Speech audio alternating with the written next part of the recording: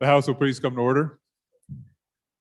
I started with the wrong gavel there this morning, so my apologies. Welcome, members, to our 19th day of the 66th Wyoming Legislature General Session. It might be Friday. There's still work to do. If you will, let me see here. It looks like we have a committee just coming in. So why don't we start with our prayer to the day. We're so pleased to be joined here all week by Father August, in the Cathedral of St. Mary. Father, thank you.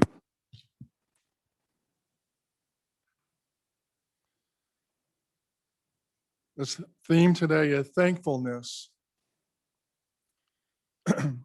Psalm 10, 8-9. Let us give thanks to the Lord for his unfailing love and wonderful deeds he has done for the human race. For he satisfies the thirsty and fills the hungry with good things. Lord, thank you for your unfailing love. All of creation is your handiwork so richly designed. Thank you for the beautiful mountains, the rivers, the beautiful sunrises and sunsets that fill us with wonder and awe. Thank you for all the living creatures that roam the sky, the earth, and the waters in Wyoming. Lord, help us always live your spirit of thankfulness in this chamber so that the men and women that work here will be filled with your joy and wisdom as they serve and protect this beautiful state and bring many blessings to the people of Wyoming. Amen.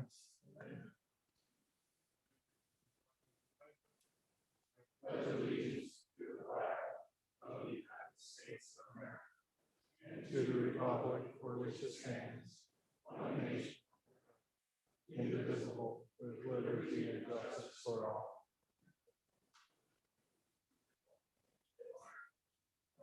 Thank you very much, Father August, for your service this week to the Wyoming House of Representatives.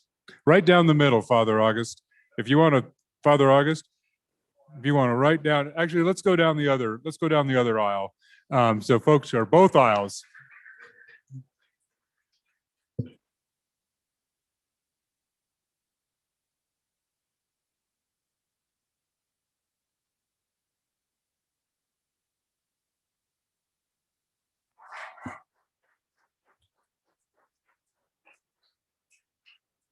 Thank you very much, members. Deputy Chief Clerk, please call the roll. Convening roll for the 19th day, Friday, March 12th, 2021. Andrew. Baker. Banks. Bear. Blackburn. Brown. Burkhart. Burt. Clausen. Clifford. Connolly. Crago. Duncan. Eklund. Air. Littner. Fortner. Gray. Greer. Hallinan. Haroldson. Harshman. Heiner. Henderson. Hunt. Jennings. Kinner. Knapp. Larson Lloyd. Larson Dan. McGuire. Martinez. Nyman. Newsom. Nicholas. Oakley. Obermuller. O'Hearn. Olson. Ottman. Paxton. Provenza. Roscoe. Schwartz. Sherwood. Simpson. Summers. Stith. Stivar. Sweeney. Walters. Washit. Western. Wharf. Williams. Wilson. Winter. Yin. Zwanitzer. Mr. Speaker. Burkhart.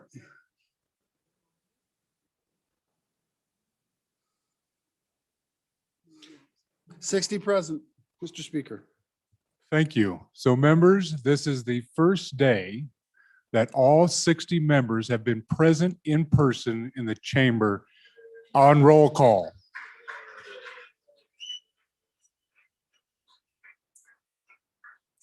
First day. The last time we were all present, we were virtual. This time we're all present in person. So that's a nice milestone almost halfway through our session, and we got to everybody in the house. With that, I think we see a privilege of the floor. Madam Minority Floor Leader. Thank you, Mr. Speaker. We could joke around about what the duties of the minority floor leader are, the loyal opposition, things like that. But one that I take very seriously is the procurement of session mugs.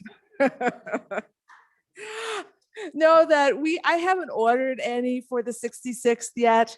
I'll take care of that next year when I assume that we'll all be together. But there's a handful of them left over from the 65th. And so for all legislators and staff, I've put them in the break room. Please help yourself, take them home with you, put them proudly on your desk from the 65th. Thank you. Thank you. Representative Yin, privilege. Please proceed. Privilege of the floor. Thank you, Mr. Speaker. So members, I have a constituent from House District 16. It's really rare, especially right before we get a giant snowstorm here and not there. So I really have the pleasure of introducing my condo development's HOH chair, as well as my neighbor, Zach Padilla, up in the gallery over there.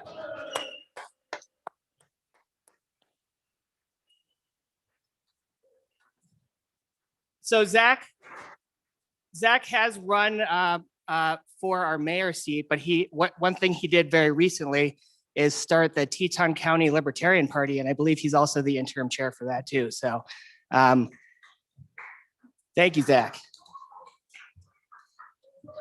Welcome to the House. I bet the skiing will be good on the west side of the state this weekend. You may not make it back though. Any other privileges? Any other privilege? So I'm going to take a quick privilege, folks. And you know, there's, as you walk down around these hallways, there's pictures on the wall, and someday will be a picture on the wall. And we've, but just recently we lost one of the members of this body, a former member. I think two members of this body, the Chairman Harshman, Chairman Zwanitzer, probably served with Representative Osborne.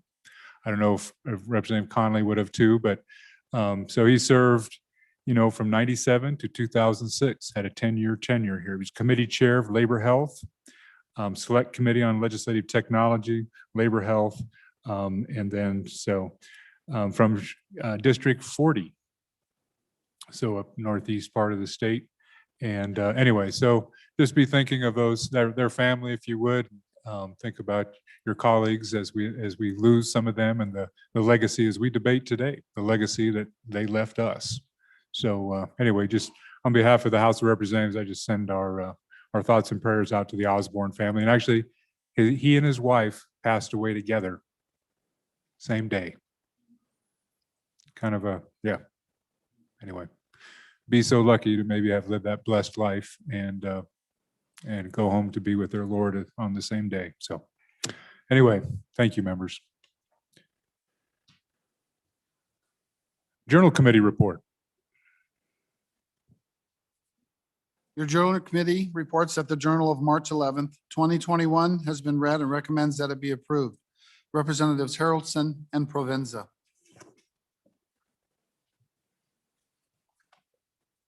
Thank you. Ready for Senate files? What do you want next? Messages from the Senate. Message 222. Mr. Speaker, the Senate adopted the Committee of the Whole report, failing the bill listed below by the vote indicated. Senate File 99, unfair employment practices, off-site lawful activities. Ayes 10, noes 19, excused 1. Sincerely, Ellen Thompson, Senate Chief Clerk. Members, we're at that order of business and Senate files on first reading. First Senate file for consideration is Senate File 23. Senate File 23, sponsored by Judiciary. First reading of the bill. Public meetings, executive session for security plans.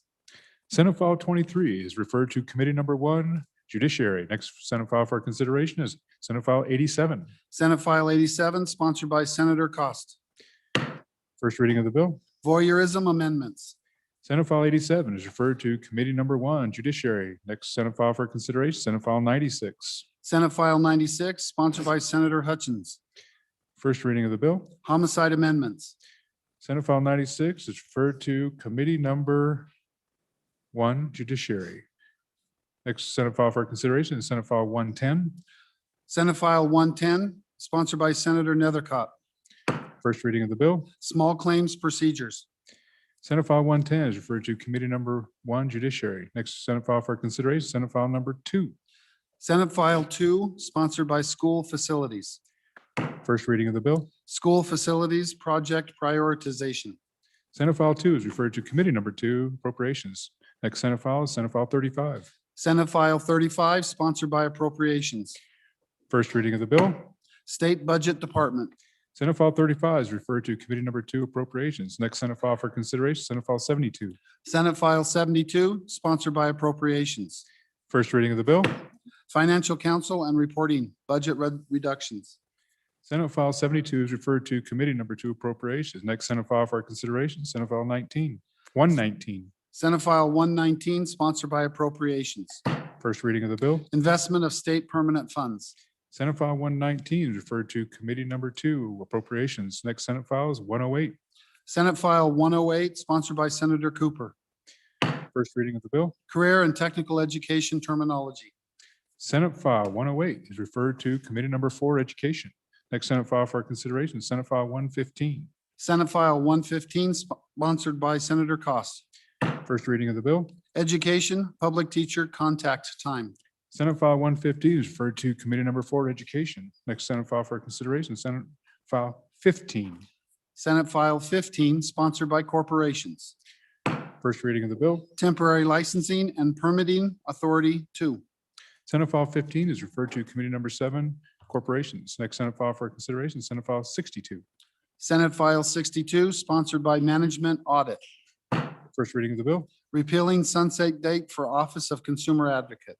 Senate File 62 is referred to Committee Number 7, Corporations. Next Senate File 76. Senate File 76, sponsored by Senator Dockstader. First reading of the bill. Broadband Development Program Amendments. Senate File 76 referred to Committee Number 7, Corporations. Next Senate File is 102.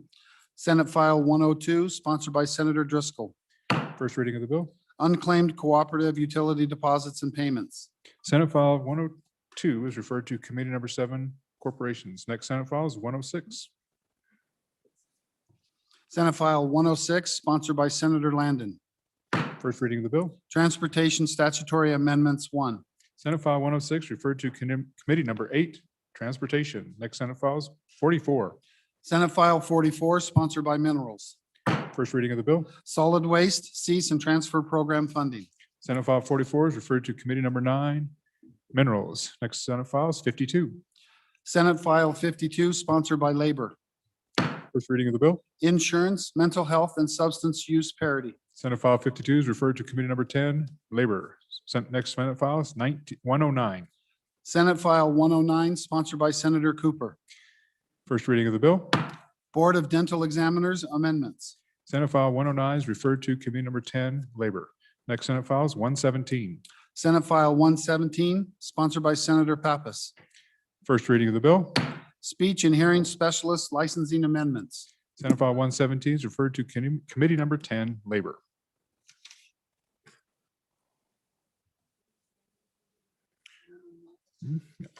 We'll take some standing committee reports.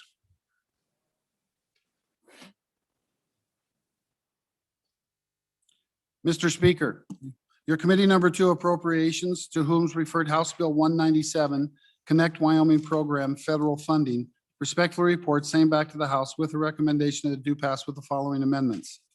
Ayes. Representatives Kinner, Larson Lloyd, Nicholas, Schwartz, Simpson, Stith, Walters. Representative Nicholas, Chairman. Mr. Speaker, your committee number 8, Transportation, Highways, and Military Affairs, to whom was referred House Bill 241, Fees for Oversized and Overweight Loads on Highways. Respectfully report, same back to the House with a recommendation that it do pass with the following amendments. Ayes. Representatives Baker, Brown, Burkhart, McGuire, Obermueller, O'Hearn. Noes. Representatives Burt, Henderson, Stivar. Representative McGuire, Vice Chairman. Mr. Speaker, your committee number 2, Appropriations, to whom is referred House Bill 242, State Lands Leases Amendments. Respectfully report, same back to the House with the recommendation that do pass with the following amendments. Ayes. Representatives Kinner, Larson Lloyd, Nicholas, Simpson, Stith, Walters. Noes. Representative Schwartz. Representative Nicholas, Chairman. Thank you very much. Do we have a re-referral? Chairman of Transportation's Burkhart.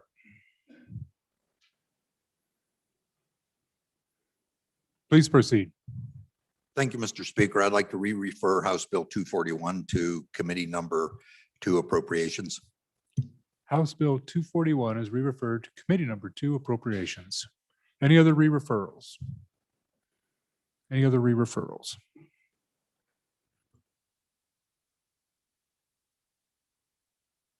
All right, members. So typically we would go to second reading, but as you know, third reading on the budget takes a while. So what we're going to do is dispense with third reading regular, and then we'll go to third reading on the budget, and then we'll see where we are on the day and go to second reading and finish out our second reading, hopefully today, but that'll depend on how we move through our budget discussions.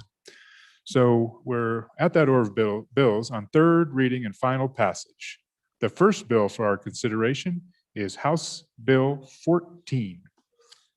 House Bill 14, sponsored by corporations, rights of way along public ways, amendments, an act relating to the rights of way, being enacted by the legislature of the state of Wyoming. House Bill 14, having been read 3 separate times, the question is, shall the bill pass? Chief Clerk will please call the roll. Andrew. Baker. Baker. Banks. Bear. Blackburn. Brown. Burkhart. Burt. Clausen. Clifford. Connolly. Crago. Duncan. Eklund. Air. Flitner. Fortner. Gray. Greer. Hallinan. Haroldson. Harshman. Heiner. Henderson. Hunt. Jennings. Kenner. Knapp. Larson Lloyd. Larson Dan. McGuire.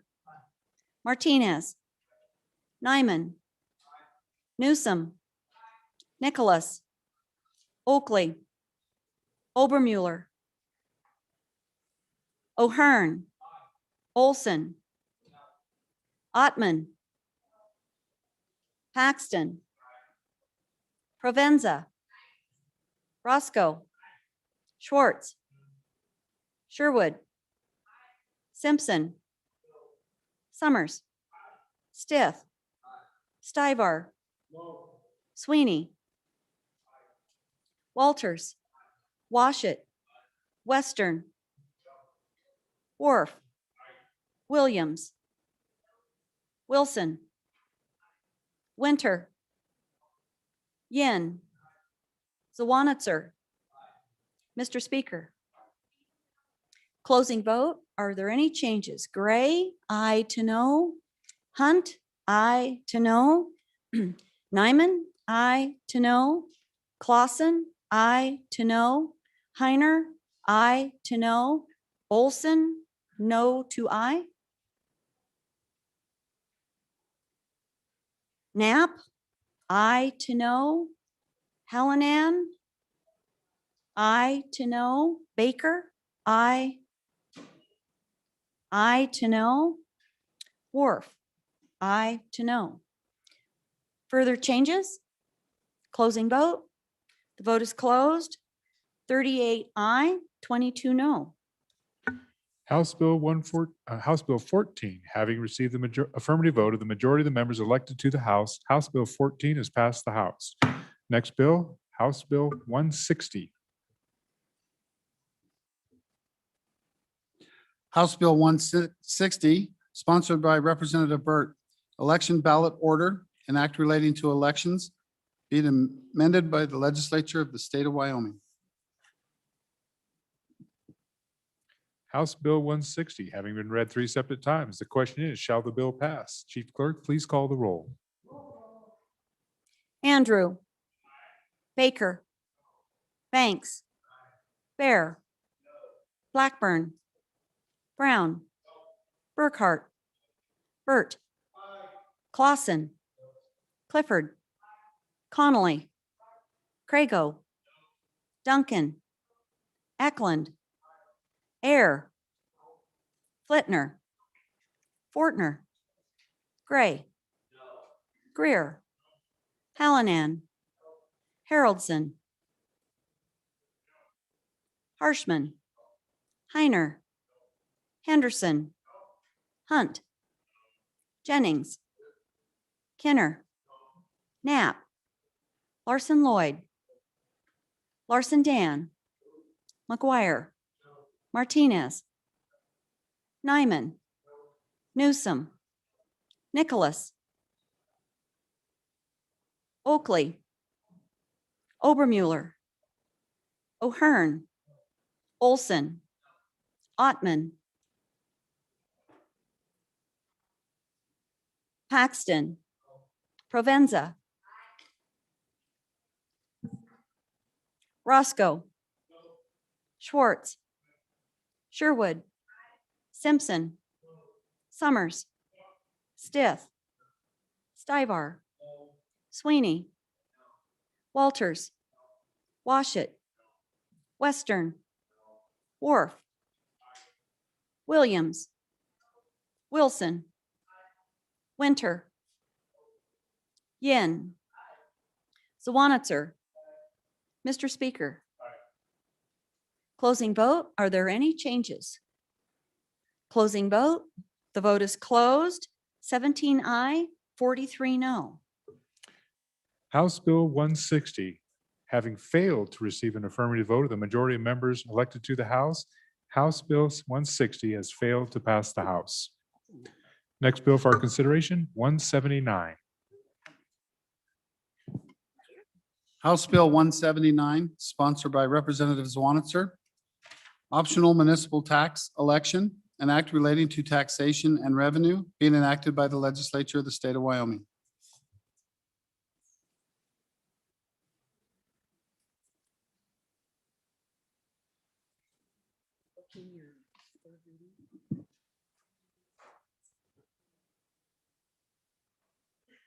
So I do have a notation, there is amendment, but I need a copy of it. So just hold on, just stand for just a moment, please.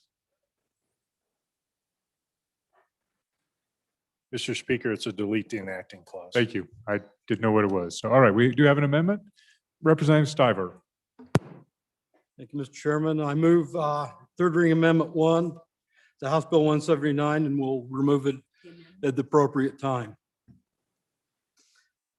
The reason I brought this amendment is this is removing an amendment I put on this last year to only hold these elections during the general election cycle.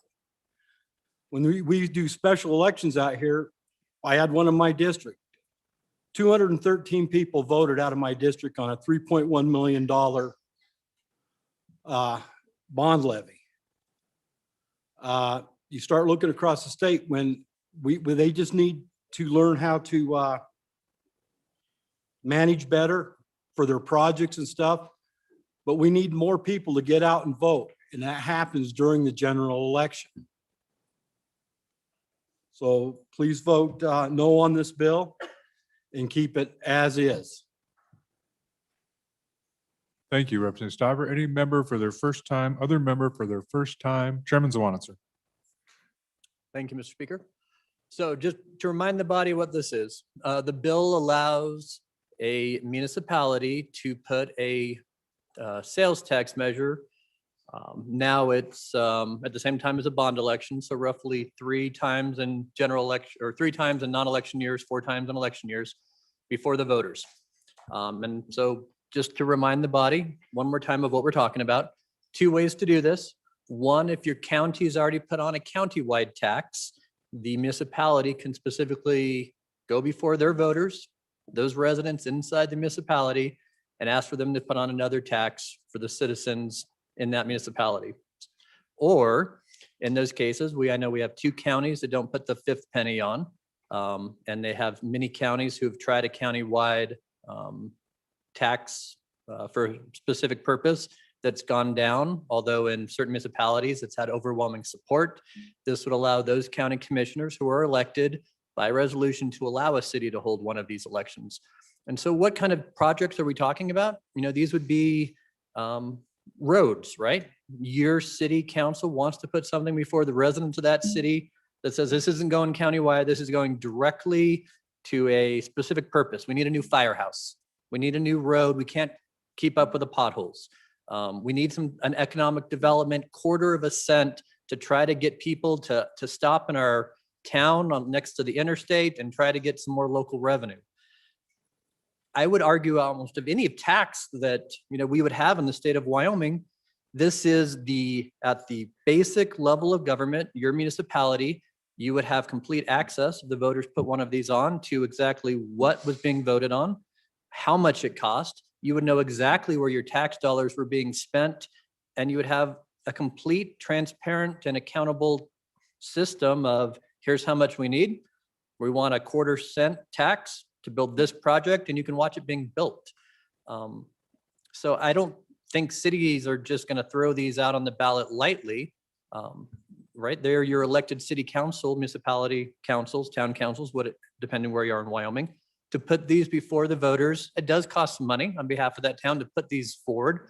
I don't think people take these steps lightly. I do think it's only for those specific instances where there is a real need and a very documented public need that your city council would say, hey, we've gone to the county commission. We've had to go through the process to ask their permission for the entire county. The county commission have had to have said, yes, do it.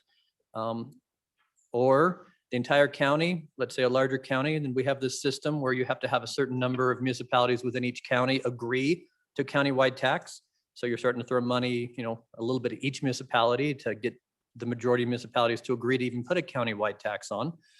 Then you're saying, hey, we've done all this, but our city, we believe, has another specific project that just benefits our city, right? We don't need every resident of the county. And you can think of some of our larger counties, there would be some disagreements on, does that small municipality or even that large municipality really need that project? Why do my taxpayer dollars as a county resident have to go to fund that in the city? It's a good question. The county commissioners can say, we don't think it does, right? But we're going to allow that city, if they really want it, to tax their own residents inside the city and put that up. And then the city can choose to do it or not, and maybe the county will get a benefit.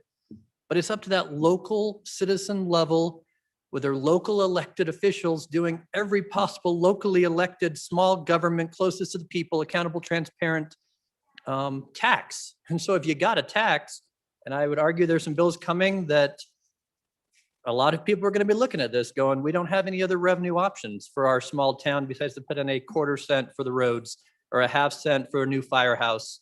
This allows them to do that, especially not waiting for the next 2 years if this legislature severely cuts their funding, which I'm going to argue to you is likelier than not to happen, that your city and your county are about to take a pretty strong hit. If they do, this gives them an option to go before the voters and say, the state's, taking us off what they've historically been giving us. It's up to ourselves to put this before our voters. And I think that's a good thing. And I think it's not going to be used haphazardly. I think it's going to be used in the most dire of cases for the most transparent necessary projects. So I'd ask you to defeat the amendment and vote yes on the bill. Thank you. Any other member first time? First time, any member. Representative Gray.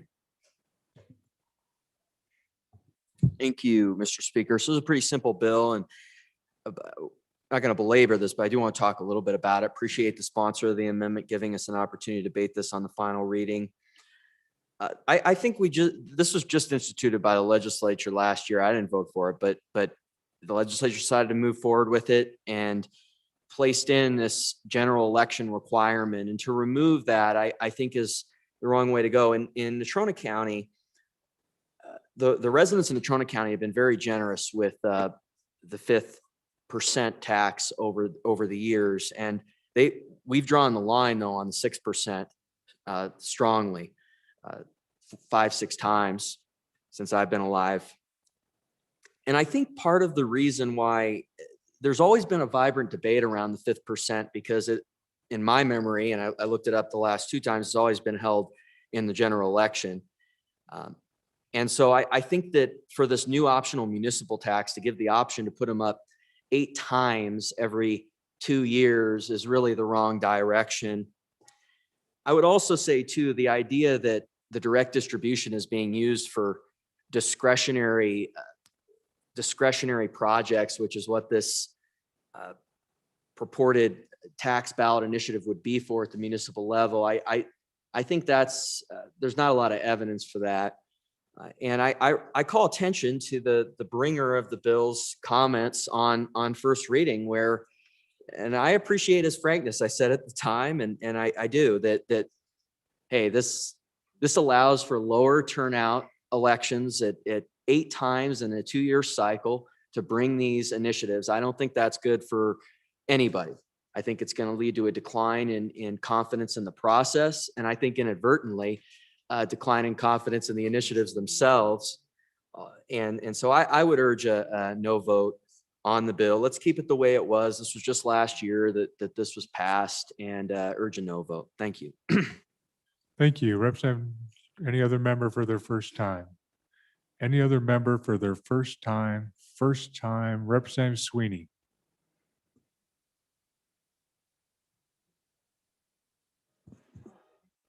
Thank you, Mr. Speaker.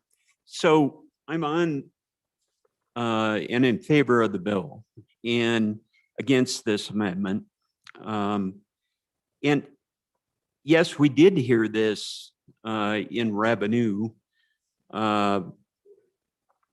more than once and try to work out an agreement between the group that is for the county commissioners and the group that's for municipalities.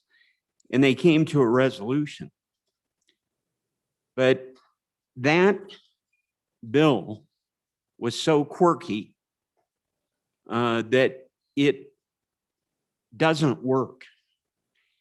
And for us to sit here today and not have trust in our own constituents to turn out for an election, I think is kind of bizarre. The municipality I come from has good turnouts, and you're almost accusing them of electioneering our municipalities, and that's not the case.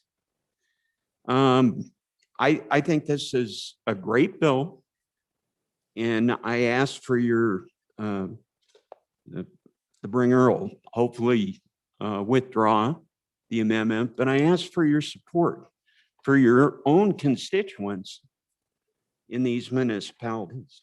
Thank you, Mr. Speaker. Thank you. Any other member for their first time? Member for their first time? Members for their first time? Second time? Second time? Chairman Zwanitzer. Thank you, Mr. Chairman. Just 2 quick things three things to clear up. So as you remember last year, those of you who are here, this was a 3-year-long effort that your municipalities kept trying to find a way to raise money, because I would argue if we are not the most severe, we're definitely in the top 5 most severe of not allowing cities, towns, and counties to raise their own revenues. They are basically dependent on the state for a large amount of the money that comes in to their communities. So after that 3-year effort, what happened? We brought a bill. We had lots of great debate in both bodies. And as I mentioned on first reading, the second conference committee had lots of things, and this was one of them. And when the bill came out, it wasn't workable, right? We passed a law last year to allow a process that was based on general elections. So quite truly, you can't implement it for 3 years because we passed it in 2020. We had a general election. The first time a city could be able to use what we passed last year would be the next general election in 2022, which is just, I mean, not worth much, quite honestly. But I did want two things to talk about. Even though there are now roughly 3 or 4 times a year, you could put this proposition, there is provisions in the current law, you can only do this once. So you got one shot at it when your county commissioners say, yeah, go, or you've waited 90 days after the general election to try this. So it's not like you can have this fail 4 times a year and keep trying it and your city's going to keep putting these up. It doesn't happen that way. You get one shot. And I guess it is true. I mean, you all know that in some of these special elections, you have lower voter turnout. I mean, I wish that wasn't so, but I don't think your cities are going to play games with it. Maybe in your larger communities, people might not know, but in your smallest towns, 400 people, they all know there's going to be a municipal election. And they all know if you're going to play, if your city council is playing games, or your town council is playing games with that pushback is going to be pretty hard, right? I'm hearing a bill at lunch in my committee on recalling your local elected official because they've had some overreach by their localities. So I believe there's pretty strong protections if the city somehow, your elected officials are trying to pull one over on you or make sure people don't show up to vote, that pushback is going to be pretty severe. So I think there's lots of sideboards, there's lots of protections. This isn't going to be used a whole lot, but for those specific projects that really need it in your large towns and your small towns, talk to your city council. They love the flexibility of being able to ask the people who elect them and go before their own voters and saying, give me the power to put a taxation with representation. You've elected me to know what the issues are in the community. I think, we as a council think this can pass. We're going to put it before you as the voters, up or down, right? Representative Gray for your second time. Thank you, Mr. Speaker. Just want to respond to a couple of those points. This idea that this is totally unworkable the way it was passed. I mean, I don't see much of a difference with this bill in the way, at least in the way they're presenting it, that it makes it so that it can't be brought, these initiatives for 3 years. Well, the bill doesn't go into effect until July 1. Even if they're at warp speed, the earliest they're going to be able to bring it is the end of this year. So it's a difference basically of 1 year versus the 2021, at the end of the 2021 versus the end of 2022. And, I would say we have one bill that has like I think it's a 10% reduction in direct distribution. I'm not sure it's coming out with that number. It's a very minimal. And so I think the difference in saying that the nexus is our reduction in direct distribution to cities, towns, and counties, and saying this has to be done immediately, I'm just not seeing it in the workflow through the legislature. It's not consistent with what is going through. So, I mean, you're talking about the difference of a year here, and I wouldn't say that's unworkable, especially with the size of the reduction that is on the table for the remainder of this session. It's nowhere near justifying this change, in my opinion. So I would urge an aye vote on the amendment, which will probably be withdrawn, and then a no vote on the bill. Thank you. Thank you. Any other member for their first time to the sponsor, Representative Stiver. Thank you, Mr. Speaker. Again, we had one in my district. It was an off-cycle year. 213 people voted for a $3.1 million bond. They moved the location. Nobody knew about it. It wasn't advertised. We need to defeat the bill and keep as is. And Mr. Speaker, I withdraw this amendment. Thank you very much. Members, we are voting, House Bill 179, having been read 3 separate times. The question is, shall the bill pass? Chief Clerk, please call the roll. Andrew. Baker. Banks. Bear. Blackburn. Brown. Burkhart. Bert. Clausen. Clifford. Connolly. Crago. Duncan. Eklund. Air. Flitner. Fortner. Gray. Greer. Hallinan. Haroldson. Harshman. Heiner. Henderson. Hunt. Jennings. Kenner. Knapp. Larson Lloyd. Larson Dan. McGuire. Martinez. Nyman.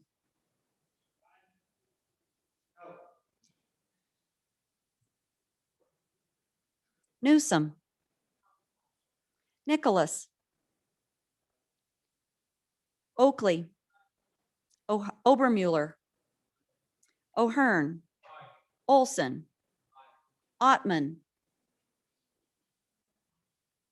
Paxton. Provenza. Roscoe.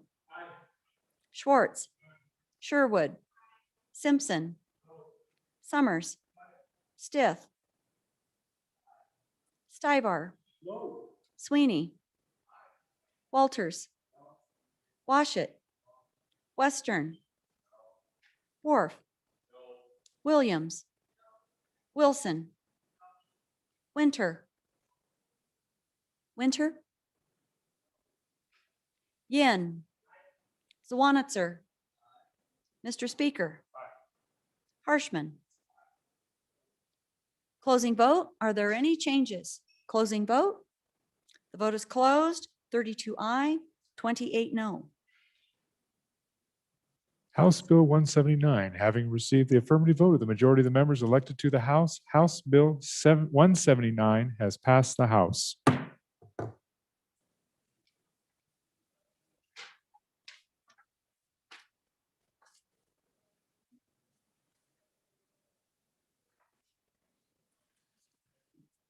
We are in that order of business of the House Budget Bill on third reading. Is that where we are, Chief? That's where we are? Keep going. The reading clerk will read in the bill. House Bill 1, sponsored by Appropriations. General Government Appropriations 2. An act relating to supplemental appropriations and reduction of existing appropriations for the operation of state government for the fiscal biennium commencing July 1st, 2020 and ending June 30th, 2022. Being enacted by the legislature of the state of Wyoming.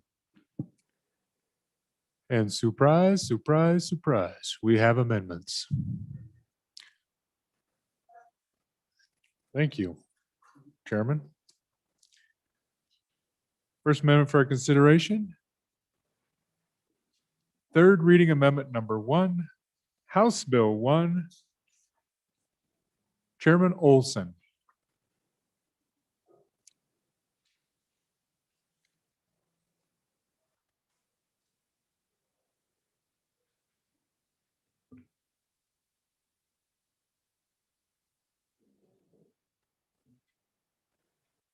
Sorry, Mr. Chairman. We are on third reading amendment number 1 to House Bill 1. And I do move that amendment, Mr. Chairman. Oh, okay. Yeah, this is a good little friend. All right. Thank you, Mr. Chairman. Okay. So what this amendment does is simply addresses, I've thought a lot about this amendment over the years, serving on appropriations. I was always conflicted with the death penalty defense fund because there's a constitutional duty, obviously, that the public defender's office has, the office that would defend in these scenarios has to provide a full defense. And so I've always struggled with this appropriation. While I served on appropriations, I continued to take a position that we had to keep this fund there in the event that we required a defense, which which occurs more than we would like it to occur. But the more that I think about this, I don't think that that's necessarily true. I don't think that we have to provide the funding. And there's really two pieces to this. Number one is who provides the funding. And I think that's a very important conversation for this body to have. This is what you have to consider in a capital case, is that your local counties, when it comes to, you got two sides of the aisle here. When it comes to the prosecution, obviously these are, we're talking about a county prosecutor. We're talking about county funds. And there's a portion of that that's state funding, but the bulk of it's county funding. And so, but when it comes to the defense side, that's all state funding. So the state of Wyoming pays the entire bill for the defense, but the county, the county only pays a portion of its bill for the prosecution. It doesn't even pay the entire bill, but it doesn't pay a dime towards the defense. I think there's a fundamental inequity there. And that is a true conversation that this body has to have, because frankly, what it does is it provides for an unequal application of the death penalty across counties in the state of Wyoming. It means that counties that have money to afford a capital case might bring a capital case. Counties that can't afford a case under very similar circumstances, same facts, but can't afford it, may not bring it. So it becomes a budget issue. And I think that's a conversation this body absolutely has to have, and whether it's even appropriate for the state to fund. And I submit to you, it's not. Now, I want to draw your attention to how this amendment works, because this amendment is contingent upon the passage of Senate File 150, which would repeal the death penalty. Moment, Chairman Olson. Yeah. So members, we're treating this like it's committee of the whole or something. So we're on third reading of the budget bill. So if there's discussions that need to be had, things need to be done, let's take them off the floor. This is our final action, our final actions on the budget bill. This House's actions. So let's give it that due diligence as we proceed. Mr. Chairman, please continue. Thank you, Mr. Chairman. And that when I mean, this is not a light topic. We're talking about the death penalty. And so this budget amendment is contingent upon the passage of SF 150, which repeals the death penalty. If SF 150 does not pass, then nothing happens with your funds. So if SF 150 does pass, then we're removing the funds from this account and we're applying them to, I think, a place where we can all agree is necessary, to the DD waiver. So, and that's important because we have this conversation each time we discuss the funding to the death penalty. We discuss that we have this death penalty defense account. It's nearly $2 million. And the question is whether we should apply our funds to this wasteful government program that's ineffective, that doesn't serve as a deterrence for the state of Wyoming, or whether we ought to apply those funds to something that we can all agree is put to a better use. And I think we can all agree that in the current state of the budget, in the fiscal crisis that we're in, it would be prudent for this body to take those funds and apply them to the DD waiver. And that's all we're asking. And again, it's if SF 150 repealing the death penalty does not pass, then this amendment does nothing. So we're just setting up the plan for what we would do with these funds in the event of the passage of that bill. Thank you, Mr. Speaker. And I apologize for not being prepared, Mr. Speaker. I was looking at some other amendments further down the line. Thank you very much, Mr. Chairman. Any member for their first time, Vice Chairman Washut. Thank you, Mr. Chairman. I apologize for the conversation during the presentation, but it was pertinent to the amendment. Members, I think it's important to recognize whether you're for or against Senate File 150 is not really the issue on the block right now. The question is, if Senate File 150 were to pass, what happens with the funds that are allocated in the budget for capital defense? Do we want to have a voice today on where those funds go? Or do we just want to leave them in the agency's budget to be R11 at the discretion of the agency? And I think it's prudent for us to take a position on where those funds should go should Senate File 150 pass. So I'm on in favor. Any other member, first time, third reading amendment number 1. First time, third reading amendment number 1, Representative Gray. Thank you, Mr. Speaker. So I've always been opposed to the repeal bill to repeal the death penalty, but I think this amendment is a proper time to talk about one of the arguments, the budget argument that is brought. We've had this now 4 years. And no one has really been able to provide the answer, which is that in the absence of a prosecution, do these funds currently revert? Or are they B11 to other functions within the public defender's office? So have they been subsidizing other functions? Frankly, this office has already said that they've been under a lot of budget reductions, not able, just on judiciary, not able to conduct their day-to-day functions. And so the whole notion that these dollars are fungible contingent upon the passage of a bill, I'm not 100% sure. I mean, it could either be used currently to help the office in other ways, an office that, or it could be reverting, and nobody is answering this. So I really would ask that question, but even if that is answered in a certain way that might be conducive to passage of the amendment, I would still vote no. But I do have that question that really has not been answered. So thank you. Thank you. Any member for the first time? Additional members for the first time? Vice Chairman Larson. Thank you, Mr. Chairman. Just in response to the question that was posed, so those funds are in the agency to be used during the course of that biennium. At the end of that biennium, any of those funds that are not used revert back. Then we reappropriate. That becomes part of their standard budget the next year. We vote on that, and then they're put back in for the next biennium. So they do revert. Thank you. Any member for their first time? Additional members for their first time? First time, seeing none. Members for their second time? Representative Gray.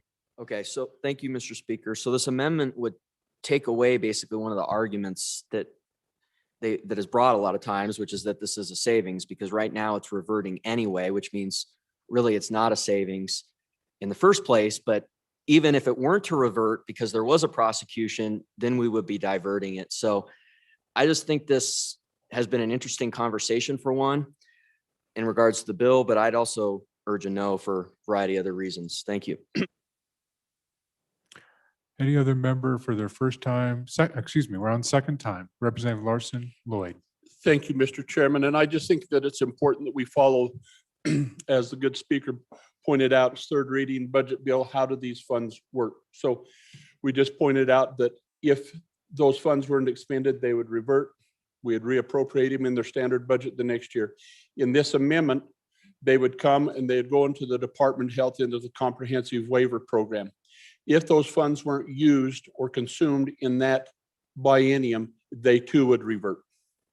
Okay, so if they're not used in how they're diverted, they're going to revert back. Those will be reversions from the Department of Health, because the Department of Health then in the comprehensive waiver has a new appropriation in the next standard budget. Thank you, Mr. Chairman. Just trying to help people understand. Thank you very much. I guess is a single one member that went on the first time want to speak?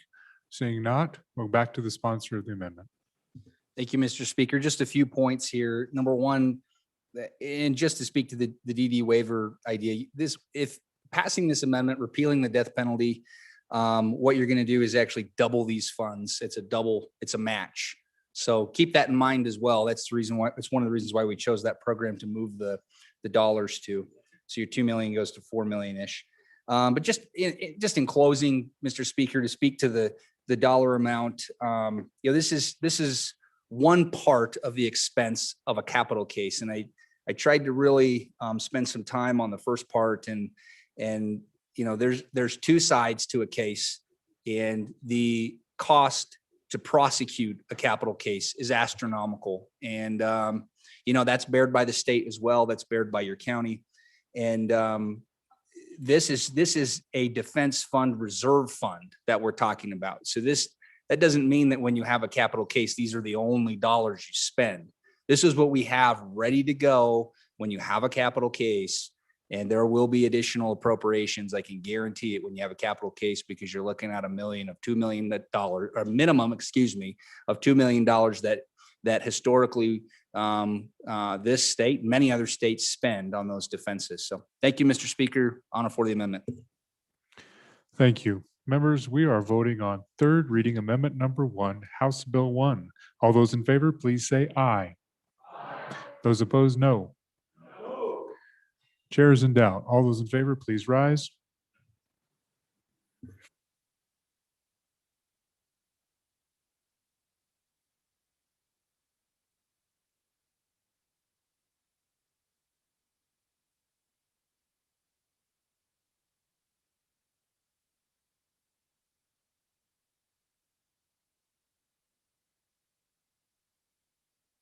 All those opposed, less than 38. My apologies to the body. Chief Clerk, this does require because there is the addition of the federal funds within this, it does require a vote of a roll call vote. Chief Clerk, please call the roll. Third reading number 1. Andrew. Baker. Banks. Bear. Blackburn. Brown. Burkhart. Burt. Clausen. Clifford. Connolly. Crago. Duncan. Eklund. Air. Flitner. Fortner. Gray. Greer. Hallinan. Haroldson. Harshman. Heiner. Henderson. Hunt. Jennings. Kenner. Knapp. Larson Lloyd. Larson Dan. McGuire. Martinez. Nyman. Newsom. Nicholas. Oakley. Obermuller. O'Hearn. Olson. Ottman. Paxton. Provenza. Roscoe. Schwartz. Sherwood. Simpson. Summers. Stith. Stivar. Sweeney. Walters. Washit. Western. Wharf. Williams. Wilson. Winter. Yin. Zawanitzer. Mr. Speaker. Aye. Closing vote. Are there any changes? Simpson, aye to no. Further changes? Closing vote. The vote is closed. 39 aye, 21 no. Members, by your vote, you have adopted third reading amendment number 1.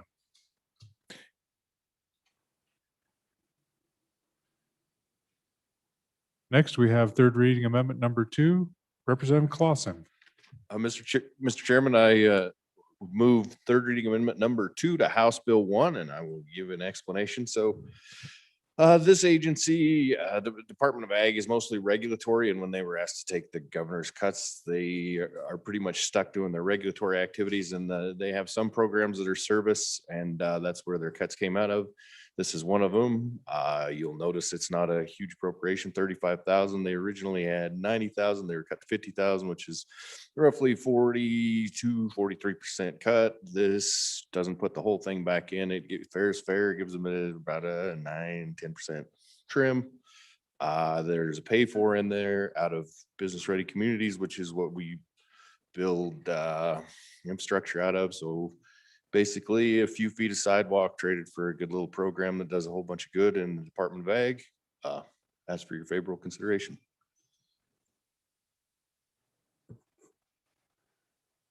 Thank you. Any member for the first time, Representative Walters?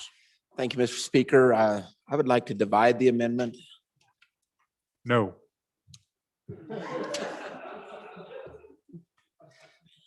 What's your division? Lines 1 through 16 would be Division 1. Excuse me, 2 through 16 would be Division 1. and lines 1, and then also 17 through 21 would be Division 2. Point of order, Mr. Speaker. What's your point? Mr. Speaker, the division removes the intent of the amendment, which is to have a pay for. And I just think it's not really consistent. You know, when you're removing the entire intent of the amendment, I think it becomes problematic. And so I'd appreciate the opportunity to actually review the division, Okay. but I do, your point is will be considered. Thank you.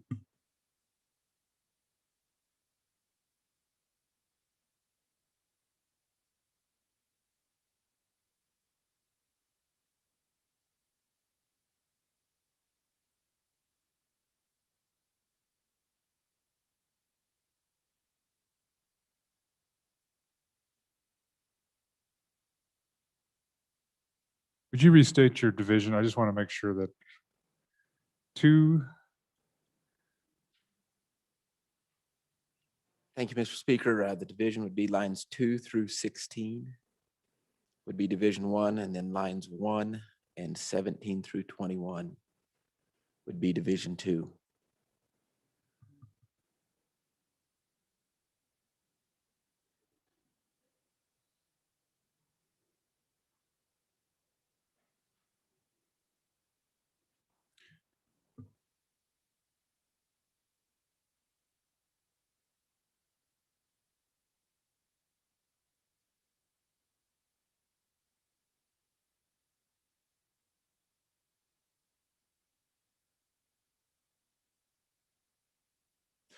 yeah, all right.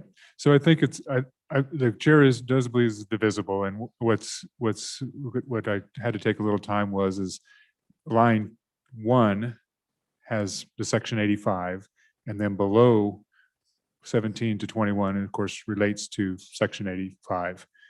The section 10 is above line 1, so it would not be initially included in the amendment anyway. It just speaks to it. And then of course 2 through 16 are specific to that section 10. So there was a point of order made. Certainly that can be part of the discussion on the divisions, and it's appropriate there, but I don't think it's a point that we need to worry about within the making of the motion for the division. So with that, which division, line 1 or line 17 through 21 is Division 1, the middle is Division 2. Which one would we like to start with? Thank you, Mr. Speaker. Let's just take it the simple way and do section number 1 or a division number 1 first. And this is just, Mr. Speaker, if that's allowable. And this, Mr. Speaker, is just an increase in the general fund of $35,000 to in that department 010 to pay for an ag leadership program. And if the body feels that's an appropriate expenditure, I think it's a worthy discussion to have. It is a good program, but it's up to the body if it's worth an additional $35,000. Again, that's Division 1. Okay, I just want to clarify because I might have stated it backwards. Division 1, you asked for is lines 2 through 16. My apologies. So the members, lines 2 through 16 is Division 1. That's what we're on right now. Representative Walters has taken that, so we're now on members for their first time, Division 1. Representative Gray. Thank you, Mr. Speaker. So I'd urge a no on this. I think the division's unfortunate. You know, when a bringer is trying to do a pay for and then you divide out the pay for, it ruins the amendment in a way. And I really commend the bringer of this. I'll never forget in 2017 when this body had reduced the state fair, which is in his district, and he brought an amendment to return that, and he did it with a pay for. And it's touching. It really is, because it's good to have pay fors in your amendments. And so I'd urge a no. The pay for is out of it, and it's a great program. I think it would have been a great amendment with the pay for in there, and it's too bad about the division. Thank you. Thank you. Members, we're on Division 1. Division 1, lines 2 through 16 of our third reading amendment number 2. Any other member for their first time? So we're on first time. Representative Clausen, you can certainly speak to this division if you wish to. Any other member for their first time? First time, seeing none. Second time before the sponsor. Members, we are voting on Division 1, third reading amendment number 2. All those in favor, please say aye. Aye. Those opposed, no. No. The division has failed. On to Division 2. Representative Walters. Thank you, Mr. Speaker. On and against division number 2, it's really not needed to reduce an additional 35,000 from that program. They've taken about $16 million in reductions in the last year, and so would urge a no vote on this division. Any member for their first time? First time on this division, first time on this division, first time. First time.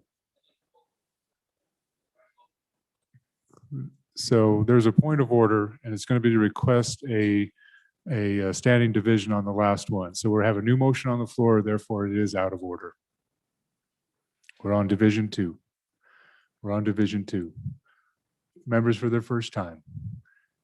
Seeing none, all those we're voting on division 2, which is lines 1, 17 through 21.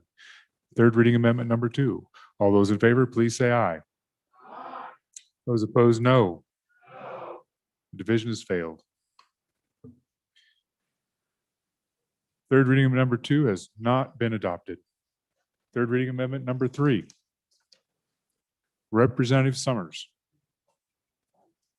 Mr. Speaker, thank you. I'd like to move third reading amendment number 3 to House Bill 1 and ask for your favorable consideration. And basically, this goes in and puts $90,000 into predator management for sheep in Northeast Wyoming. And obviously, I don't live in Northeast Wyoming and I don't raise sheep, but I've had concerns brought to me about the level of predation on sheep in that area. And this is just simply, I want to provide a little extra support for sheep in Northeast Wyoming. And I can tell you our sheep industry's been in trouble for quite a while.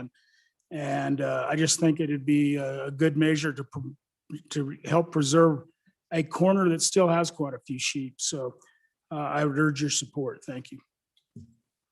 Thank you. We're on first reading, third reading, amendment number 3. Representative Larson Lloyd. Thank you, Mr. Chairman. Members, we have $5.9 million in the account for predator management. And I think it's certainly worth the effort if they feel that there's undue predator or an additional predator requirement to maybe provide some additional resources up in that part of the world. I don't know how, if they're shooting one of those coyotes, if they know if it's after a sheep or after a cow, because this is just related to sheep protection. But I'm sure they can figure that out, but I don't think we need to add an additional 90,000 from the general fund. They've got money in there, and if they want to add additional resources to that quadrant of the state, they certainly could, and frankly, probably should. Thank you. Other members for their first time, Representative Hunt. Thank you, Mr. Speaker. On and in support of the amendment. Unlike the good wing of the amendment, I am from Northeast Wyoming. I do not raise sheep, for the record. We never have raised sheep, but a lot of neighbors used to raise sheep and they no longer raise sheep. So, but on and in support, because as the good winger said, this industry is in deep trouble.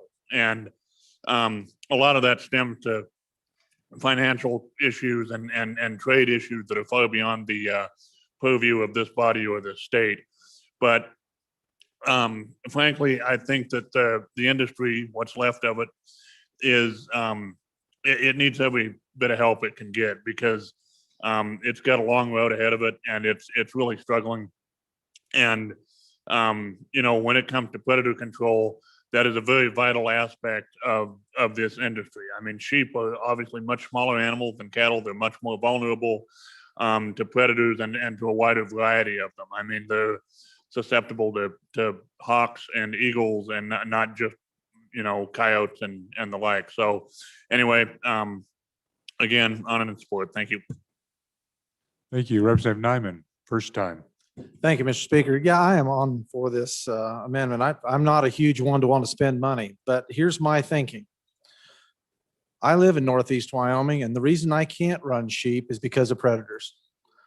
And the reason I ran sheep was because we use sheep to combat leafy spurge. And leafy spurge is one of the biggest expenses that we see as a weed and pest. And as I came off that board, we keep a specific mill just to be able to fight that invasive species. And sheep neutralize it. They control it, they eat it. So what I look at this is if we can do anything that we possibly can to help people in Northeast corner of Wyoming, as I've watched us expend money on invasive species and managing our noxious weeds, sheep are a way of helping to be able to manage that problem. It develops fiber, it grows protein, meat, and we can do it without adding extra chemicals to our ground.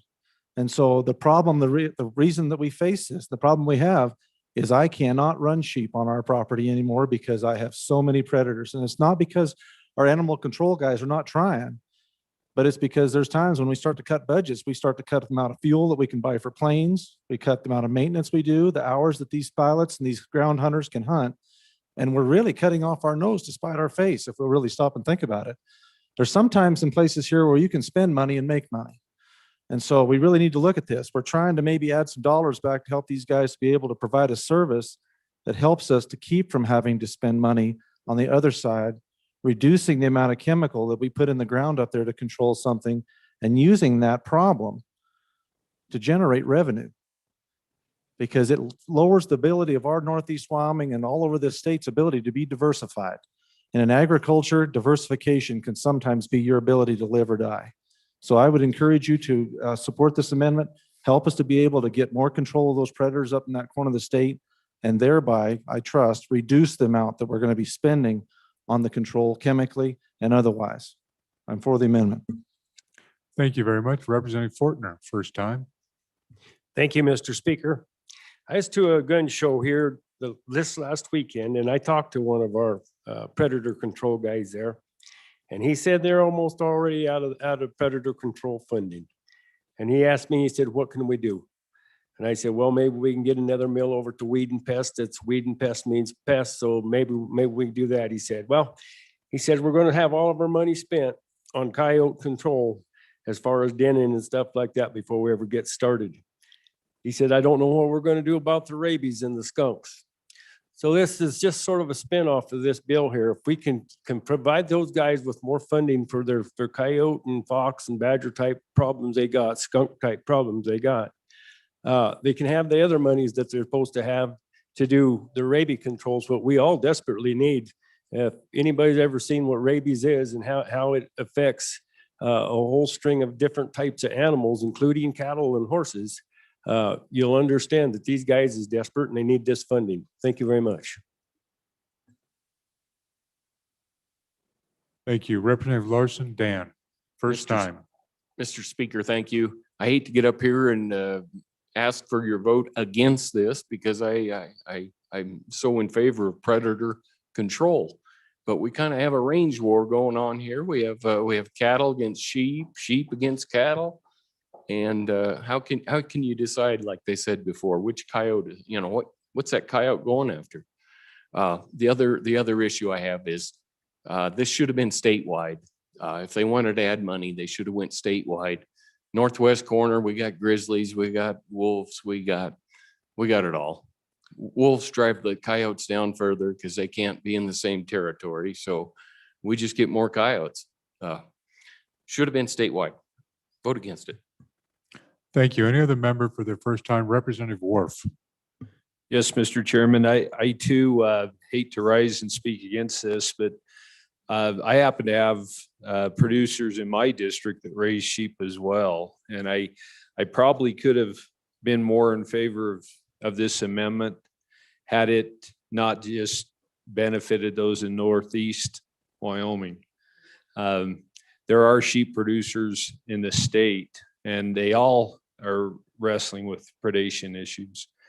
So I guess that's why I would urge resistance is I think it is a statewide program. If they're going to put it in, it should have been for the state, not just one area of the state. Thank you, Mr. Chair. Thank you. Representative Schwartz. Thank you, Mr. Speaker. Just a point of clarification. Currently in the account, there's $5.9 million. Thank you. Any other members for their first time? Members for their first time? First time, second time. Members for their second time before the sponsor, to the sponsor. Majority Floor Leader Summers. Mr. Speaker, thank you. And thanks for all the good discussion. So $606,000 was taken out of predator management in this budget. And as it relates to which side of the state and where, I have helped put in money for wolf control, which is Northwest Wyoming, only place it exists.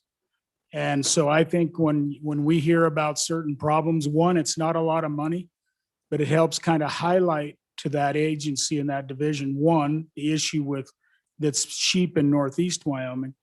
And also another problem is certainly sheep in Southwest Wyoming. There's other issues with that once we get into federal lands and that, but I would encourage your support. Thank you. Members, we are voting on third reading amendment number 3 to House Bill 1. All those in favor, please say aye. All those opposed, no. The amendment has not been adopted. Next amendment for consideration. Third reading amendment number 4.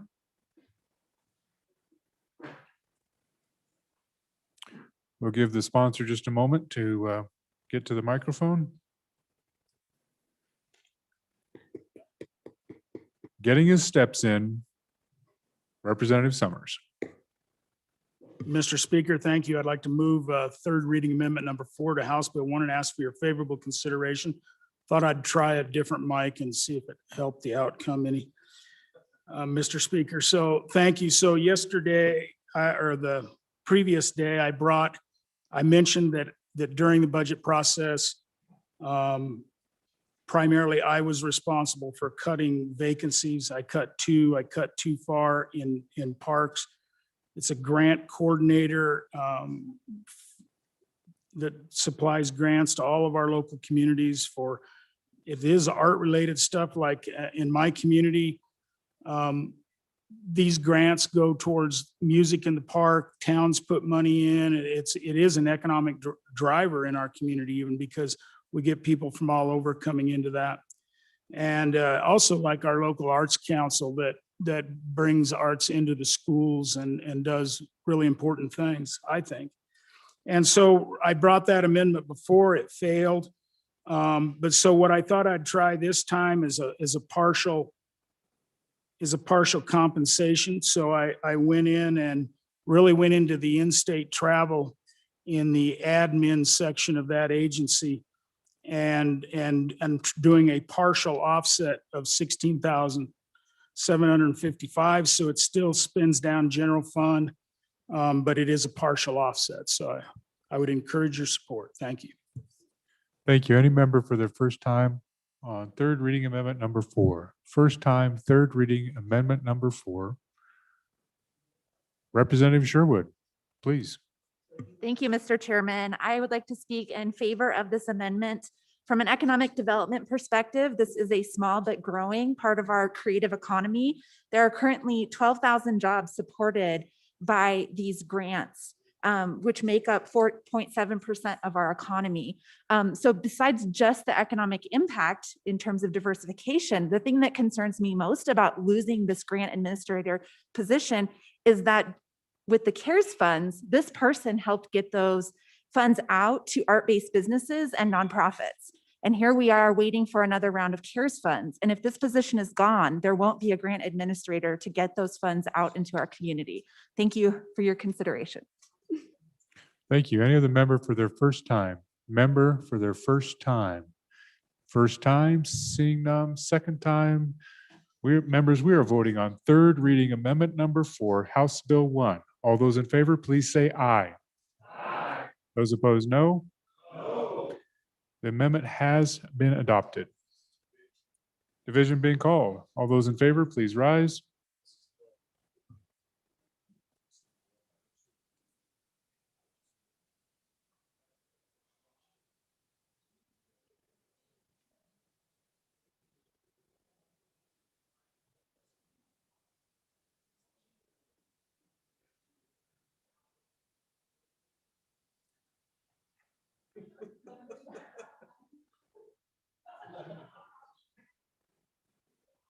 All those opposed? Less than 31.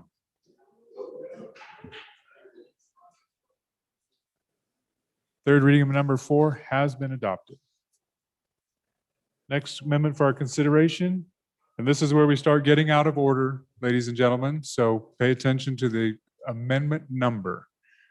First, we're in numerical order, and now we're getting out of order as far as how they're numbered. Point of order, Mr. Speaker. Oh, it's never mind. Thank you. Withdrawn. So is third reading amendment number 15, Representative Bear.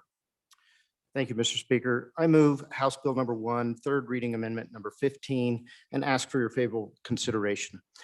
Members, this is a no budgetary amendment, so there's no change to the budget itself. This is actually allowing us to direct spending in a particular agency. And it came to my attention that this particular agency was funding news agencies, which frankly are partisan. So I decided that we should give them a little bit of direction. And in doing that, I was careful to make sure that the agency still has the opportunity to spend money with these companies to advertise. So it's very simple. We just should not be promoting partisan advertising. So with that, I stand for questions. Thank you. Representative Schwartz, for your first time. Thank you, Mr. Speaker. On and against the amendment, I'm not going to speak to the actual intent that was described, but I think the language in the amendment can have consequences that might not be intended. And the one that comes to mind right away is our public media organization, who do receive grants through this program to produce documentaries. I think you might recall on second reading, I referred to these. For instance, the documentary about the great snowstorm 70 years ago. They've done other documentaries related to art activities in the Wind River area, and similar grants have been given to them. And if we pass this amendment, that source of funding will go away to an organization that is already had significant cuts and has difficulty in raising money. So strongly on and against this amendment. Thank you. Representative Heiner, first time. Representative Heiner, would you turn your microphone? Thank you. Please proceed. It was on. I don't know why I shut it off. Thank you, Mr. Speaker. I'm speaking on and for this amendment. The Wyoming Cultural Trust Fund was created in 1998 by this legislature. And the mission statement is to serve the citizens of Wyoming by supporting Wyoming's culture and heritage through grant funding of innovative projects for the enjoyment, appreciation, promotion, preservation, and protection of the state's arts, cultural, and historic resources. I think each and every one of us here have received some benefit from that grant program, as we live in smaller communities that can't afford to bring some of these cultural resources into our communities. What we're trying to do with this amendment is put a sideboard there so that they can't pick winners and losers amongst the newspaper organizations by giving grants to newspapers. It still allows them to purchase advertising in different media and newspapers. But what it does is prevent them from giving a grant to one and not to another, and thus pick winners and losers amongst our media. We need to keep it fair among our media as much as possible. So I'm on and for this amendment. Thank you. Thank you. Representative Henderson, first time. Thank you, Mr. Speaker. I rise in opposition to this amendment. If you look at line 7, and I have a question, and I'm open for clarification from the sponsor, but as I read the words, it says the support of any news services. That pretty much covers everything. To me, that has an unintended, or may have an unintended chilling effect, on our First Amendment. So if you could give some clarification on that, I'd sure appreciate it. On and against. Thank you. Representative Summers, first time. Mr. Speaker, thank you. On and against the amendment. That public news source that exists in over the top of the Wind River Range from where I am. They've done documentaries, including the Cattle Association that I belong to and the trail we have to the mountains, and preserving that history and culture, because it'll go one of these days. And preserving that history and culture in Wyoming is really, really important. And they were a part of that, a whole piece of that. And so I think this is a mistake. On and against. Thank you. Any other member first time? Representative Yin, first time. Thank you, Mr. Speaker. So there was a question, well, there was an assertion that this would, if without this, that they could choose winners and losers among news services. And with the amendment, though, they just wouldn't be able to give it to any news service. And I think especially with regards to my good colleague from Teton County that sits next to me, a lot of these news services they pump out documentaries. And if we want to protect the cultural heritage of Wyoming, I think it's really important to make sure that the state parks and cultural resources can give to the best people who make the best documentaries. So we have really good pieces that represent Wyoming well. And I think hamstringing them in this way seems really unnecessary and awkward. And so I do speak against this amendment, and I do hope you vote no on it. Thank you, Mr. Speaker. Thank you. Representative Oakley, first time. Thank you, Mr. Speaker. Again, it's been said, but I don't think it was the intent of the amendment as brought, but it's about those unintended consequences. This would again affect those good people who provide television, and honestly, they've been the main provider of access to our governmental and legislative affairs to the citizens of Wyoming. It's an important service, and I don't think we should hamper that. So on and against the amendment. Thank you. Representative Duncan, first time. Thank you, Mr. Speaker. There's been a lot that's been said about our public television. One of the things I just want to share a quick highlight for myself. Brand new legislator in this body. And the speaker at the time sent out an email to all of us. And I hit the link. He's a history buff. I hit the link, and lo and behold, he talks about in this documentary about one of our past governors, Stan Hathaway. And as I watched this video clip, I find out that this past governor and his history of being an attorney in Goshen County. And I see the building that he's in. And he's in his law practice in this building. Lo and behold, guess what? That's where my office is. Fast forward, I am now a legislator watching this video from my former speaker, realizing the magnitude of looking around, I'm in that place. And I start to get chills. I'm getting a little choked up because I now own that building. And I'm now a legislator sitting here amongst you, living, breathing, and physically in a piece of history. I wouldn't have known that. I wouldn't have known that without actually having access to that information.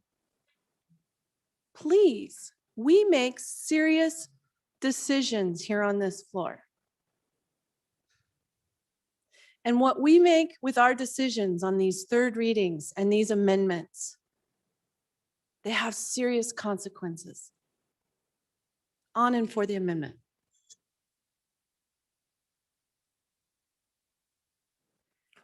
Any other member for their first time? Representative Ottman. Thank you, Representative Mr. Ottman. Speaker. Representative Ottman, please proceed. Thank you, Mr. Speaker.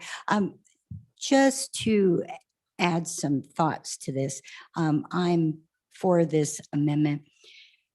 While I agree that one of the sources that could be affected by this, although they are not primarily a news source, they are lots of other things. This bill is to, or this amendment is to go against supporting specific just news sources that should be independent. Besides that, although I do support the one that we're talking about a lot, that is not primarily what this is about. It's about the cultural resources section of our budget, which still gets $17 million if I read this correctly. So I would be for the amendment. Thank you. Representative Knapp, first time. Thank you, Mr. Speaker. On and for the amendment, I think the good representative found a place where state dollars do not belong.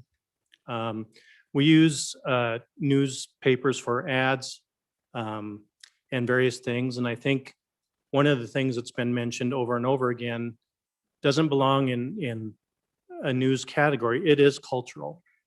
It is cultural. And we tend to use emotion, and we tend to use all or nothing type concept. That organization that does the documentaries will still receive funding under a cultural aspect of the department. It also receives donations. Every time I turn that particular station on, there's funding over and over again for donations, and I always do. But what he has found, the good representative has found, is a situation when state dollars, government dollars, are going towards propping up a news organization, one news organization in particular. It's not fair. It's not where government dollars belong. On and for the amendment. Any other member for their first time? First time, Representative Wharf, first time. Mr. Chairman, thank you. I too rise in support of this amendment. I want to make a clarification and a distinction. I think one of the things, as we talk about this, it was read in what the purpose was when this was created in 1998. It's been mentioned that, we do value our cultural heritage, and I think documentaries fall into what this is allowed to do. It's not saying we can't do documentaries that talk about what's gone on in this state. What it does talk about is news. And I think today's news is just rife with so much media bias. And I'm not going to say one way or the other, but I think the news sources today clearly have a purpose. And I think this is getting at trying to remove that aspect, make those dollars go to what the original intent was, and that is to focus on promoting Wyoming's culture and heritage. And I think that's a wise move. We don't need to get down in the minutia. Let's keep the news services out of this. Thank you. Thank you, Representative. Representative Larson Lloyd. Thank you, Mr. Chairman. I've got a question for the presenter of the amendment because I read this, it reads a little, well, it doesn't take much to confuse me. But it says that it shall not be expended to provide any grant for support of any news services. So to me, that would be if I'm supporting an entity, whatever that is, news service, Boy Scouts, anything, I'm giving them a donation or a grant just to keep them going. But this wouldn't prohibit you from providing a grant or money in return for a service. Or so if I wanted them to write an article for me, I could continue to do that. If I wanted them to do a documentary, I could continue to have them do that. If I wanted them to advertise, of course, that's a little bit different. And so if you'd clarify that, so what you're saying is that this money can't be given to them without receiving something in return. So if you'd clarify that for me. Thank you. Any other member for their first time? Any other member for their first time? First time. Any member for their second time? Second time before the sponsor? Second time to the sponsor, Representative Bear. Thank you, Mr. Speaker. In the effort to be brief, I will just answer the last speaker's question, and that is correct. That is the intent of this amendment. I think there's been great debate here about this issue, and I think all sides have been covered, and I think it's pretty clear what we're trying to do here. So I just ask for your support on this amendment. Thank you. Thank you. Members, we're voting on third reading, amendment number 15, House Bill 1. All those in favor, please say aye. Those opposed, no. The amendment has not been adopted. Division being called. All those in favor, please rise.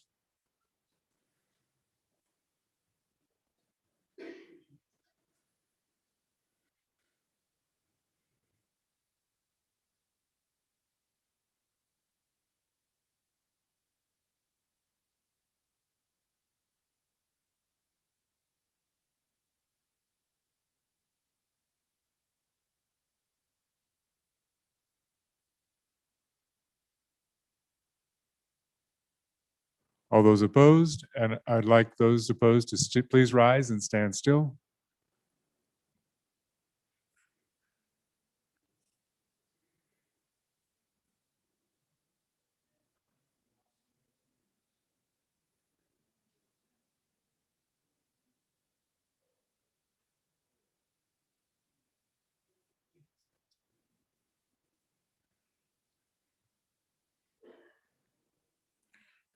The amendment has not been adopted, 24 to 35. And I want to be clear, members, the reason I asked for the entire body to stand, or both the ayes and the noes to stand, is because we had quite a few people off of the floor as the first folks were voting. So that's why I went, even though it's a 9-vote spread, I wanted to make sure everybody that wanted to vote on it was on the floor. Thank you very much. The amendment has not been adopted. Next amendment for our consideration is third reading amendment number 14, Representative Harshman. Thank you, Mr. Speaker. I'd move third reading amendment number 14 to House Bill 1. Ask for your favorable consideration, members. There's a lot of history with our budget when we became billionaires, 2004, 2005. And so all these things that used to fund themselves, we started moving into the general fund. And Agency 37, State Engineer, is one of those. We've done some work, our appropriations over the last few years, to trim that back. But it used to be up until 2003, all of that Agency 37, it had a $15 million biennial budget. All of it was funded through Water One. And Water One, of course, is funded by severance taxes under the 155 million cap. So it's guaranteed they get like 15% of that 155 million every year. And it used to be all funded out of Water One. And then when we became billionaires, I think it was 2005, we moved all of that into the general fund. And then the budget grew within 2 years, I think from that 15 million up to like 23 million, and it's gotten higher up to 29. Now it's down to about 26 million. And there's been some work by our Appropriations Committee. And so I'm not going after the whole thing, but I think there's one division in there. It's really important. And it's probably the most important spend out of Water One there is. And you can see it there right underneath the title of the amendment where it says Section 37, State Engineer, Interstate Streams Division. And so I'm just proposing with this amendment to move that division into Water One. First of all, under the cap, severance is the most secure money we have. And so it's always going to be there. And this is probably the most important, in my opinion, spend on Water One, and to protect our state's water rights and our interests, and with other states in these compacts. And so, and you can read the language then when we ask that this executive branch, when they come back, that they make this a permanent part. And so that'll free up at about 1.2 million, 600 some thousand a year in general fund that will be used out of Water One. And if you look at today's fiscal profile, the water one account has 9.1 million just sitting there. So there's 9 million sitting there, and it's not earmarked for anything. And I know there's folks on that committee will speak against this, but there's $9 million sitting there drawing 1% interest. And I want to free up some of our general funds. And I think this is going to be our challenge as we go forward, because the biggie really is locals, right? 110 million a biennium. We did, as we talked, the Department of Tourism, we moved out. You know, YDOT gets a significant under the cap severance. There's those things we got to continue to work on to kind of lean up into this new reality we're in. So I'd stand for any questions. Thank you, Mr. Speaker. Thank you. Members first time, Representative Simpson, first time. Thank you, Mr. Speaker. Let me first begin by saying that I'm so impressed with the bringer of this amendment that he's concerned about the state engineer's budget and water in total. But let's be clear about what we're doing here. So we are taking $632,000 away from water account 1 and transferring and using it for labor inside of the state engineer's office in the Interstate Streams Division. I remind you that water is Wyoming's gold. We all thrive on water. We need water. I am sure there's every single one of your districts has had water improvement projects in them in the last few years. So just for your information, so to deappropriate this money and take it across and use it in the state engineer's office for labor, it will result in there will be 6 less planning projects each year that can be funded, or 1 large construction project. That's what we're doing. So it's really a function of what do you value the water projects and the value of the Water Development Commission in your districts. That's what you're really looking at here. I encourage you to vote no on this amendment. Thank you. Chairman Eklund for your first time. Mr. Speaker, I also stand opposed to this amendment. A couple bienniums ago, we reduced the amount of money in the state engineer's budget and took money out of the state engineer's budget, put it over into water development, and basically decreased the amount of water development that went on in the state by, I believe it was 15 million per year. And I don't think that's biennium. So they've already taken a huge reduction, regardless of where the funds come and go and flow. I think we've got other programs, plenty of programs that should be considered when we're distributing the variety of revenues that Wyoming gets. This is just another addition to basically another cut to water development. And I think we need to prioritize water in our thinking when we do our budgeting. Thank you. Any other Representative Stiff, first time? Mr. Speaker, on and in favor of this amendment. We've seen drastic reductions across all of our state agencies. They've taken 10% cuts and sometimes 15% cuts, very, very painful cuts. But in our water accounts take no cuts at all, because about 15% of the severance tax above underneath $155 million is dedicated toward the water 1 and water 2 accounts.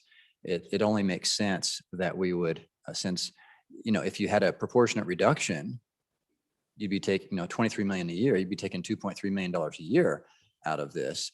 This amendment here, it just takes about 634,000. So still this water segment will be taking a much smaller cut than the rest of the budget. So on and for.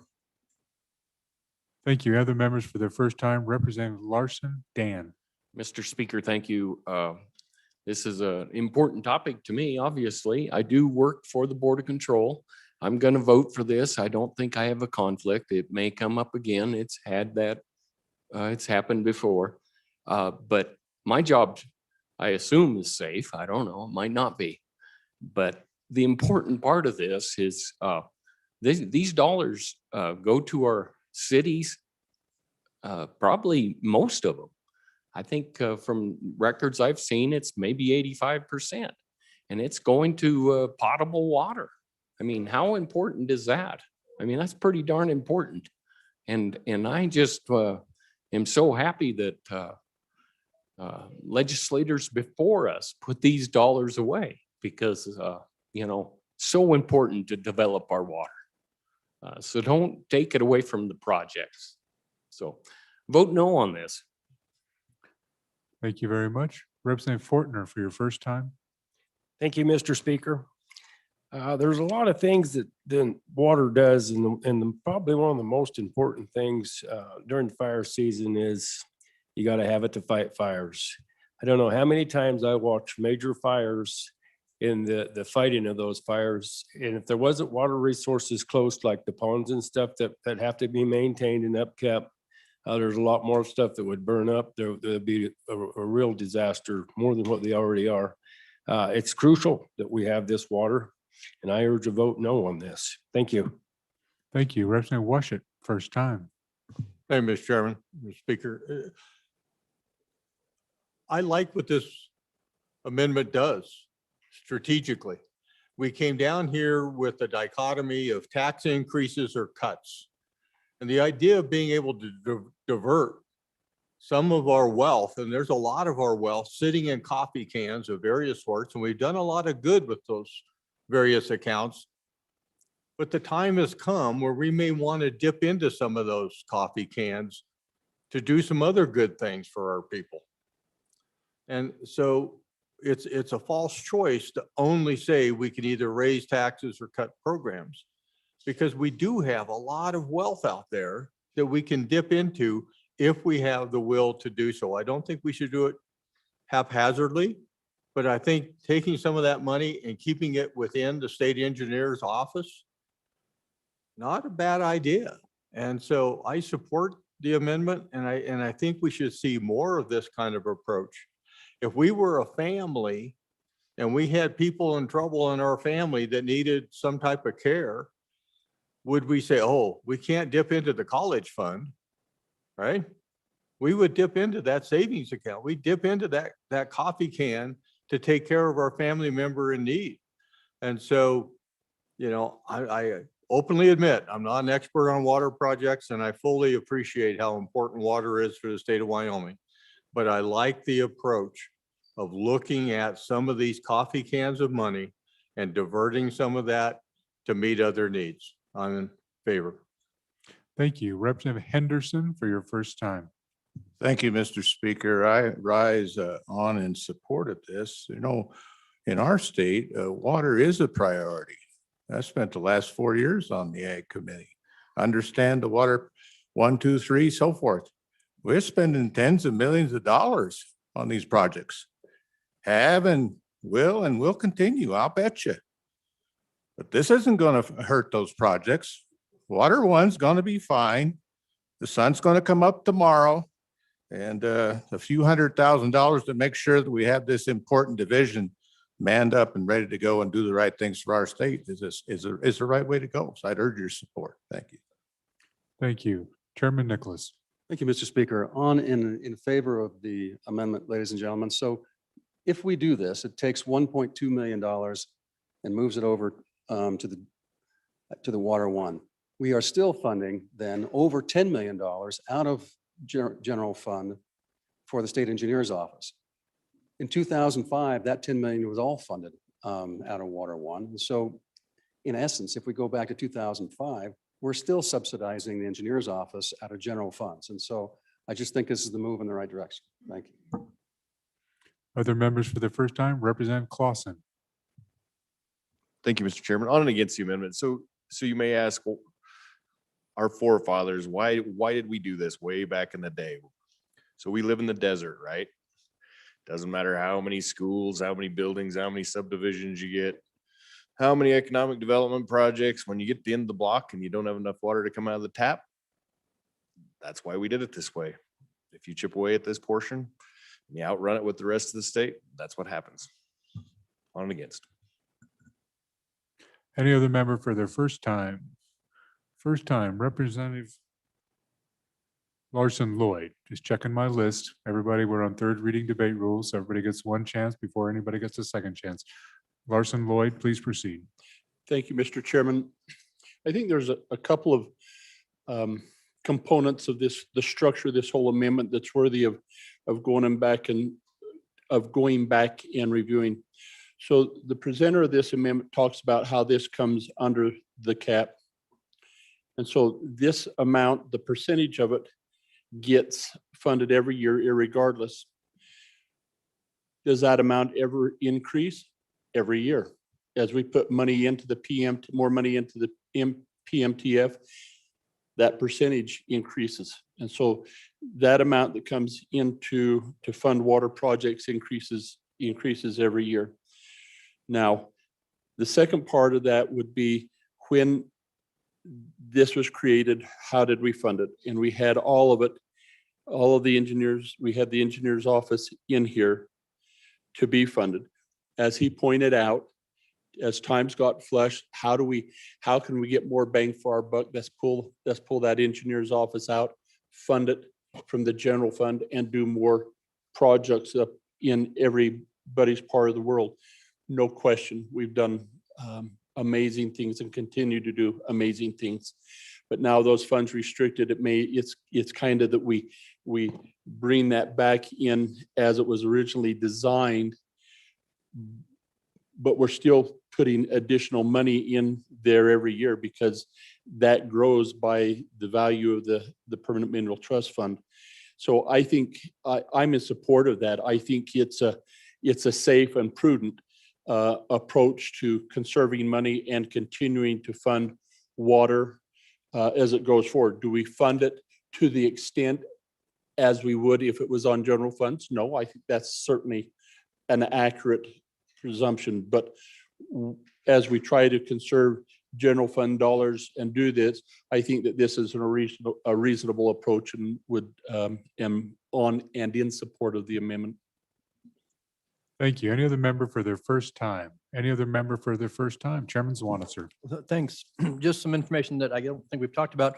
So this is interstate streams, right? We're not talking about groundwater, the surface water divisions. This is the division that deals with our compacts and our treaties and our allocations.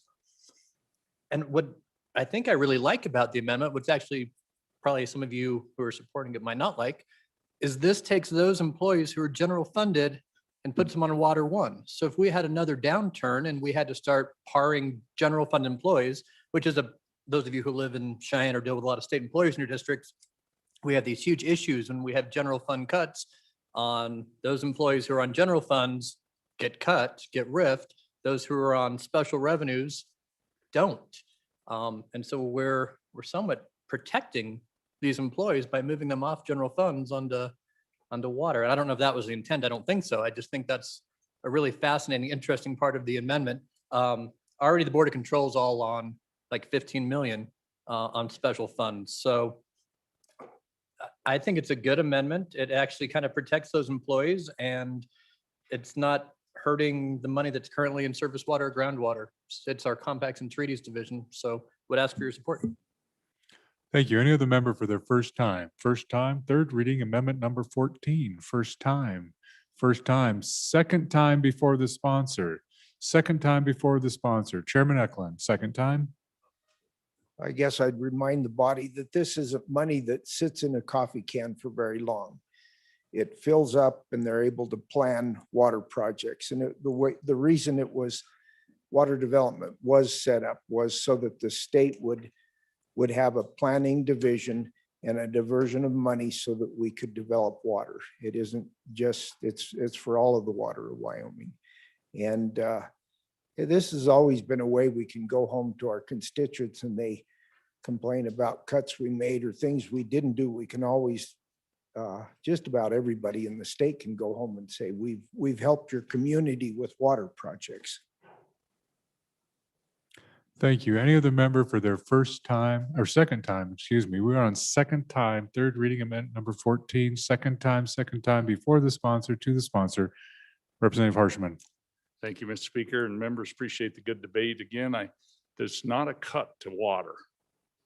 It's actually really a security to water because the most secure funding we have in our state are below the cap funds, FMRs and severance tax. It's guaranteed.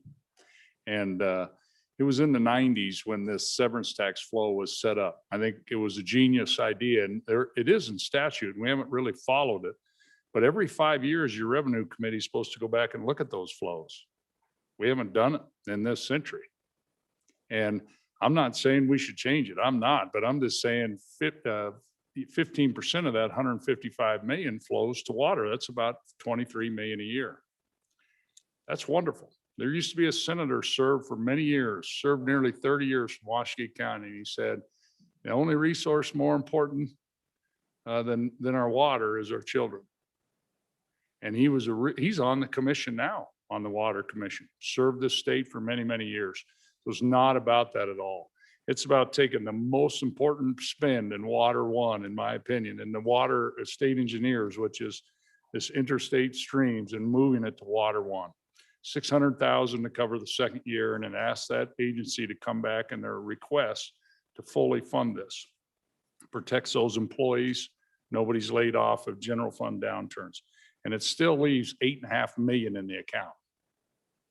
Leaves 8.5 million in the account. And these projects in our local communities, we've all benefited from them. The state pays 2/3 of those.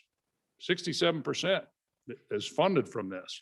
And so we're not talking about changing the way we do business, but it's about, I think, setting these priorities. And I think this is the most important priority in the state engineer's office. So I appreciate the debate and ask for your friendly consideration. Thank you, Mr. Speaker. Thank you, members. We are voting on third reading amendment number 14 to House Bill 1. All those in favor, please say aye. Those opposed, no. Chair is in doubt. All those in favor, please rise. Actually, members, let's just go to a roll call. Let's just dispense with it. We'll go to a roll call. Andrew. Baker. Banks. Bear. Blackburn. Brown. Burkhart. Burt. Clausen. Clifford. Connolly. Crago. Duncan. Eklund. Air. Flitner. Fortner. Gray. Greer. Hallinan. Haroldson. Harshman. Heiner. Henderson. Hunt. Jennings. Kenner. Knapp. Larson Lloyd. Larson Dan. McGuire. Martinez. Nyman. Newsom. Nicholas. Oakley. Obermuller. O'Hearn. Olson. Ottman. Paxton. Provenza. Roscoe. Schwartz. Sherwood. Simpson. Summers. Stith. Stivar. Sweeney. Walters. Washit. Western. Wharf. Williams. Wilson. Winter. Yin. Zawanitzer. Mr. Speaker.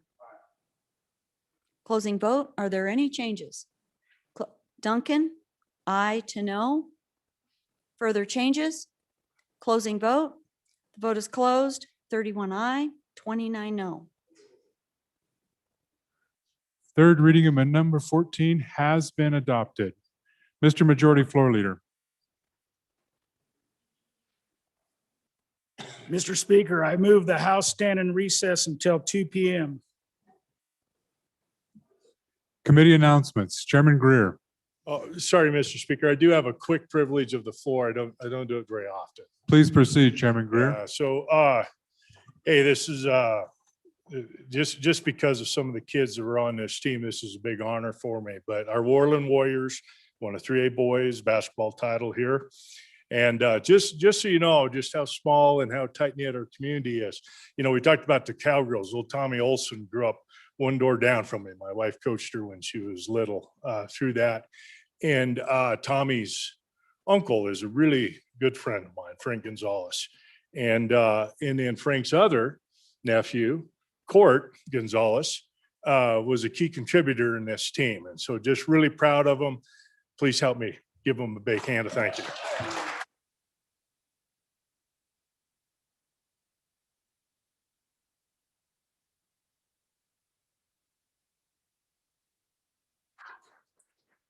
Well, congratulations, Warland.